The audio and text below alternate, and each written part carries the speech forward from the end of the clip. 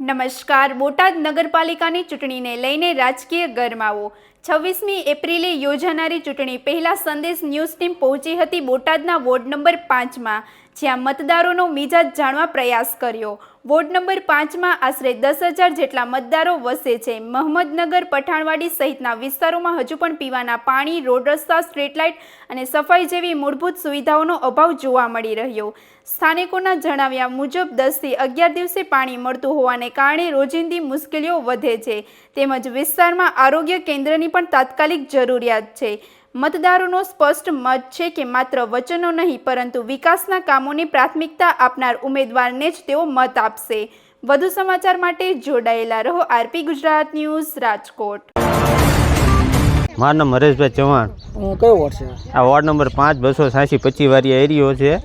નગરપાલિકાની ચૂંટણી આવે છે, તમે કેવા ઉમેદવારને મત આપશો? આ વિસ્તારની અંદર કેવા કામ બાકી છે અને કેવા કામ થવા જોઈએ? આ એરિયામાં તો ખાલી માણસો મત લેવા પૂરતા જ આવે છે, બાકી અહીંયા કને કોઈ માણસો આવતા જ નથી. કોઈ પણ ઉમેદવાર અત્યાર સુધી ચૂંટાઈને લાવ્યા છે એ કોઈ અહીંયા 5 વર્ષમાં અહીંયા આંટો મારવાય નથી આવ્યું કે અહીંયા શું પરિસ્થિતિ છે આવડામની. અહીંયા રોડ નથી, રસ્તા નથી, પાણીની સુવિધા નથી, આરોગ્યની કોઈ સુવિધા નથી, સ્કૂલોની કોઈ સુવિધા નથી, આંગણવાડીની સુવિધા નથી. આ બધી વાતે વંચિત માણસ, આ બધા પછાત માણસો રહે છે જે મજૂરી કરીને એનું ગુજરાન હકાવે અને પાણીના ટાંકા વેચાતા લઈને બિચારા નાખે છે. એટલે અહીંયા તો અમારો ઉમેદવાર એવો જોઈએ કે અમારે બોલાવીને તરત આવે અને કામ કરે એવું, બાકી અમારે કોઈને મત દેવાનો થતો નથી હજુ ખેરે. અમે ચૂંટણીનો બહિષ્કાર જ કરવાના છીએ 25 વારિયા 286માંથી. મારું નામ નિર્મળાબેન. કયો વોર્ડ છે? 5 નંબર. નગરપાલિકાની ચૂંટણી આવે છે, તમે કેવા ઉમેદવારને મત આપશો?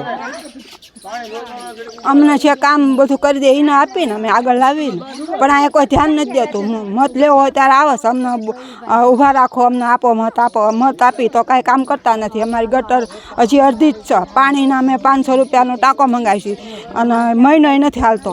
અને અમારા બાલવાટિકા માટે, બાળકો માટે કરવાની છે આંગણવાડી, પણ તોય કોઈ ધ્યાન દેતું નથી. બધું કામ અડધું અડધું કરે છે, કોઈ જવાબ દેતું નથી. ત્યાં જઈને અમે થાકી ગયા, પણ કોઈ જવાબ દેતું નથી. રોડ રસ્તાની કેવી સ્થિતિ છે? રોડ રસ્તા તો બિલકુલ જ નહીં. અને ગટર લાઈને અડધી જ છે, પૂરી કરતા જ નથી. પાણી અડધું જ રાખ્યું છે, પાણીની લાઈને અડધી જ કરી છે. એક લાઇનમાં છે ને બીજી લાઇનમાં નથી. આવી રીતે કરે છે, કોઈ ધ્યાન આપતું નથી. હવે તમે જે મત દેશો એ કેવા ઉમેદવારને મત દેશો કે જે તમારા વિસ્તારનું કામ કરે એવા ને, કે શું કહેશો? કામ કરે એવાને. તો અમે કામ કરે એવાને જ દેવાય ને, બીજાને શું કામ દેવો પડે મત? પેલા પાણી આપો, પછી રોડ આપો, પછી સ્ટ્રીટ લાઇટ આપો, પછી અમારે બધી સુવિધા કરો, પછી અમે મત આપીએ ને. ત્યાં સુધી કેમ આપીએ? પાણીની લાઈન નાખી અમે 3-4 મહિના થયા, એમાં અડધી નાખીને અડધી બાકી છે. હજી પાણી આપવામાં આવતું નથી, કાંઈ ધ્યાન જ નથી દેતા કોઈ. મત લેવા આવે છે. તોફીક અબ્દુલભાઈ ગાંજા, વોર્ડ નંબર 5. ઉમેદવાર આપણે ઉમેદવારથી કોઈ લેના દેના નથી, આપણે કામથી લેના દેના છે. ઉમેદવાર કોઈ પણ હોય, આપણે મત દેવાનો, કામથી મત દેવાનો. મત માંગવા આવે ત્યારે કામ કરી દઈશું, આમ કરી દઈશું, પણ કોઈ પી ડોકાતું નથી. આ વિસ્તારની અંદર કેવા પ્રકારના કામો બાકી છે? ગટર, રોડ, રસ્તા, સ્ટ્રીટ લાઇટ, સફાઈ કામ બધું. અત્યાર સુધીમાં આ વિસ્તારની અંદર રોડ બન્યો જ નથી? નહીં, આટલા વર્ષથી એરિયા બન્યો છે. 20 વર્ષ એરિયા થયો. આની પહેલાંના એરિયા છે એમાં રોડ રસ્તા બધું બની ગયું છે. નગરપાલિકા કે કોર્પોરેટર કોઈ ધ્યાન દેતું નથી. વિસ્તારની અંદર પાણીની કેવી સમસ્યા? પાણી 10 થી 15 દિવસથી આવે. કેટલા દિવસે આવવું જોઈએ? એક દી આવી જાય. કોઈના ઘરે હોજ નથી.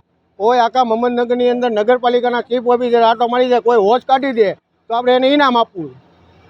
નવા ઉમેદવાર પાસે તમારી આશા અપેક્ષા શું છે? આશા અપેક્ષા એ પહેલા ભાઈ કામ કરો, બીજી મત લઈ જાઓ, નકર બહિષ્કાર કરવામાં આવશે. કોઈ પણ ઉમેદવાર હોય, ભાજપ હોય કે કોંગ્રેસ હોય કે આમ આદમી પાર્ટી.